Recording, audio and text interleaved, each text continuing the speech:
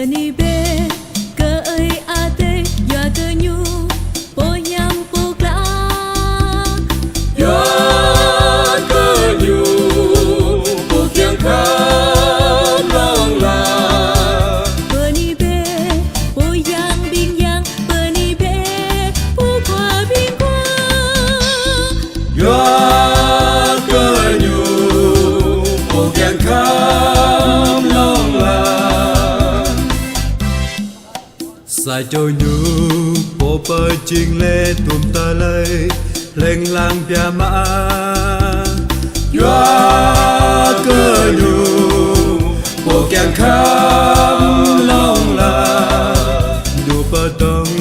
ra ngin a te pa cơ chap lon càng ngõ ya ya ke nyu po kiang kham long la Cảm tạ Chúa, tri ân Thiên Chúa, Ngài là đấng bao dung nhân ái. Bởi Chúa thương, Ngài thương mãi muôn đời. Cảm tạ đấng uy linh cao sang và tri ân Chúa của các chúa. Bởi Chúa thương, Ngài thương mãi muôn đời. Một mình Chúa uy linh mạnh mẽ đã làm nên bao nhiêu kỳ công. Ơi Chúa thương, Ngài thương mãi muôn đời. Trời và đất tinh vi khôn ngoan Ngài dựng nên trên làn sông nước. Bởi Chúa thương, Ngài thương mãi muôn đời.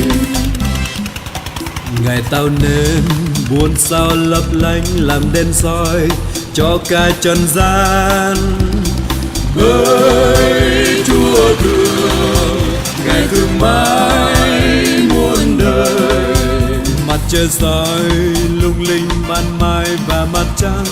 sáng ngời đêm thanh. Bởi Chúa thương, Ngài thương mãi muôn đời. Đầy quyền năng ra tay uy dũng Ngài đập tan vua Pharaon. Bởi Chúa thương, Ngài thương mãi muôn đời. Để giải cứu dân Israel khỏi miền đất nô lệ thương đau. Bởi Chúa thương, Ngài thương mãi muôn đời. Ngài dè lối đi giữa biển khơi để dân Chúa hiên ngang tiến tới. Bởi Chúa thương, Ngài thương mãi muôn đời. Còn bình thường vua Pharaon bị chết đuối giữa lòng đại dương. Bởi Chúa thương, Ngài thương mãi muôn đời. Bởi Chúa thương, Ngài thương mãi muôn đời.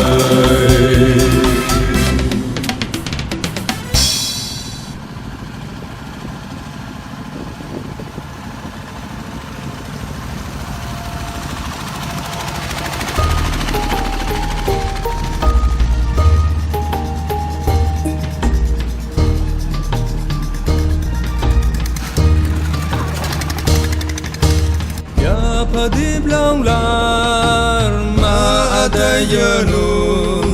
Yesu Kristo kwa zwa hajiyanun Ya padip long lar Yesu Kristo kwa na amatay ni Yay la yakata Bani hết beta ya padip long lar Giêsu Christo qua biển ta, bố bắt lại biển ta, ya patip long lar yanun, bố ta ram biển ta, ya patip long lar Ngài bờ chờ ràng chờ lan biếng ta nào bờ ama ate ya padip long la bờ bút bờ ra bờ mơ ta đời yong vớt pran cho ta po bờ ni hơi bê ta ya padip long la Giêsu Christo qua biển ta bố bắt lại biển ta ya padip long la giờ nôn bố ta ram biển ta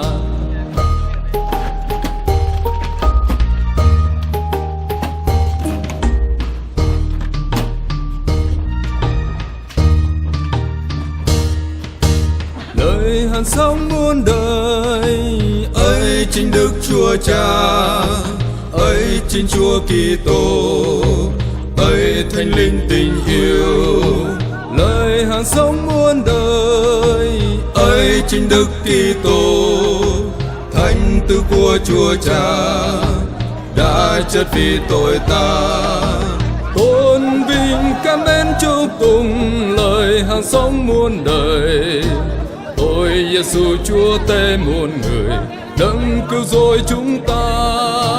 là lời hàng sống muôn muôn đời đấng vẫn ở cùng ta lời hàng sống muôn đời ánh sáng dẫn đưa ta đến với Đức Chúa Cha đấng mến thương đoàn ta lời hàng sống muôn đời chiếu sang mỗi anh em chiếu sang mỗi tâm can chiếu sang linh hồn ta tôn vinh cảm ơn chúc tụng lời hàng sống muôn đời ôi Giêsu Chúa tê muôn người đấng cứu rỗi chúng ta là lời hàng sống muôn muôn đời đấng vẫn ở cùng ta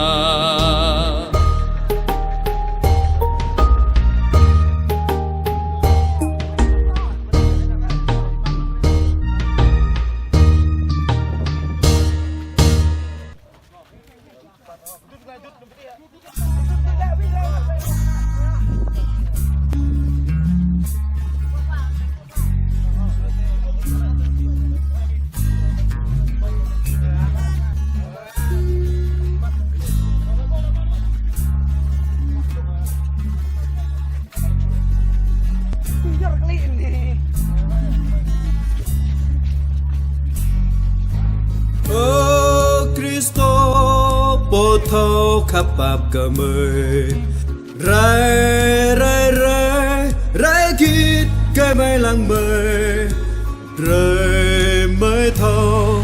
kể phim bơ đi ai tay rơi thâu bơ sàn rồi chăn đớp ra ý ca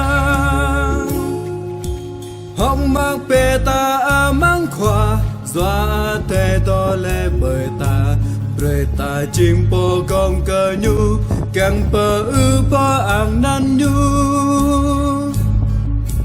ơ Christo po thâu khắp bạp ya ma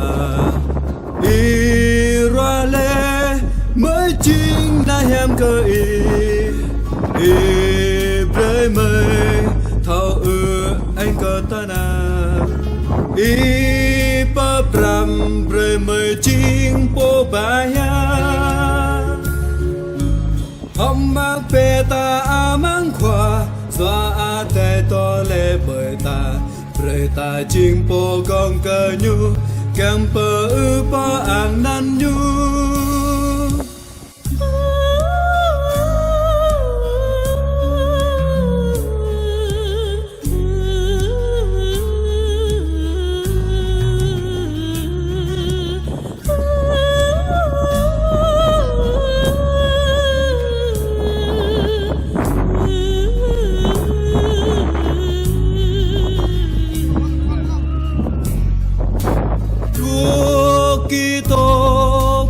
dung men hương đoàn con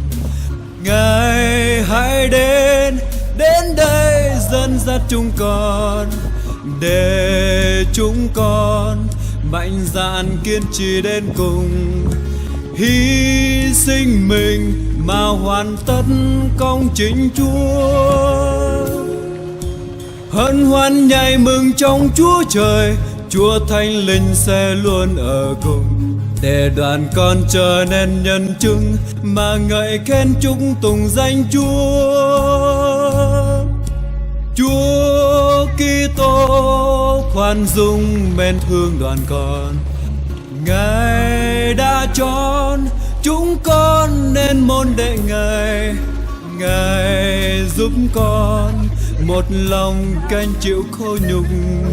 giúp sẵn sàng mà giảng giao xong lời Chúa. Hân hoan nhảy mừng trong Chúa Trời, Chúa Thánh Linh sẽ luôn ở cùng, để đoàn con trở nên nhân chứng mà ngợi khen chúc tùng danh Chúa.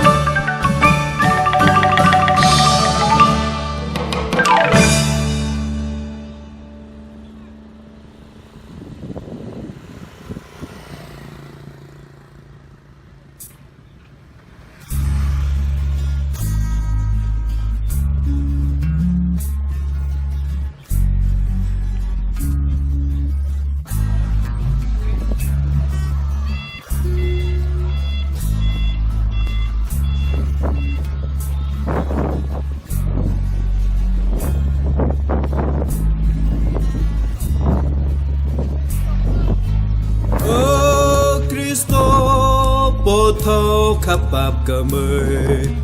rải kít cái mây lăng mời rơi mới thâu kể phì bơ đi ai tay rơi thâu bơ sàn trời chăn đớp ra ý ca hong mang bê ta mang khoa doa tê to lê bởi ta rơi ta chim bồ công cơ nhu càng bờ ư ba ang nan nhu Cristo bồ thâu khắp bạp yà ma Israel mới chính na hem cơ rơi mây thâu ư anh cơ ta nàng pa pram rơi mây chính bồ bà ya hom mang bê ta mang khoa doa tê to lê bởi ta rơi ta chính bồ công cơ nhu càng bờ ư ba ang nan nhu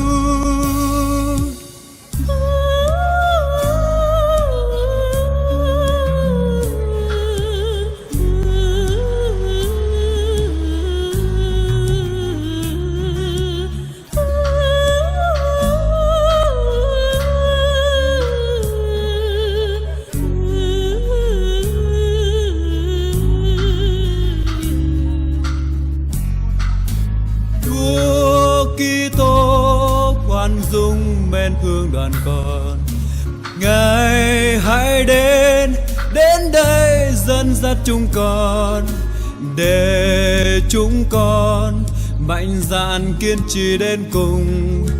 hy sinh mình mà hoàn tất công chính Chúa hân hoan nhảy mừng trong Chúa Trời Chúa Thánh Linh sẽ luôn ở cùng để đoàn con trở nên nhân chứng mà ngợi khen chúc tùng danh Chúa Kitô khoan dung men thương đoàn con Ngài đã chọn chúng con nên môn đệ Ngài giúp con một lòng canh chịu khổ nhục giúp sẵn sàng mà giảng giao xong lời Chúa hân hoan nhảy mừng trong Chúa Trời Chúa Thánh Linh sẽ luôn ở cùng để đoàn con trở nên nhân chứng mà ngợi khen chúc tùng danh Chúa